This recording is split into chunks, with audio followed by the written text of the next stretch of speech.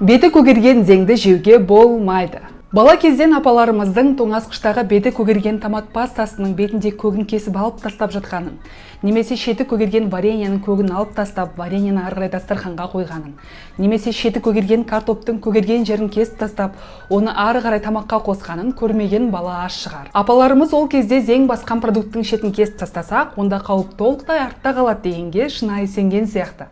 Бірақ зең деген нәрсе өкінішке орай олай оп-оңай кете қоймайды. Себебі ол саңырау құлақ продуктқа бір рет түсті ме, онда сіздің көзіңізге көрініп тұрған беті ол зеңнің тек қана бастамасы ғана. Ал оның толыққанды колоннасы мен нағыз тамыр жайған бөлігі продукттың ортасында және астында болады. Сол үшін де зең басқан продукттың зең басқан жерін кесіп тастау немесе оны алып тастау проблеманың шешіміне мүлде жатпайды. Зеңнің қандай зияны бар? Біріншіден, олар микотоксин деп аталатын қауіпті зат бөледі. Микотоксиндер адамның ас қорыту жолынан оңай өтеді де, бірінші орында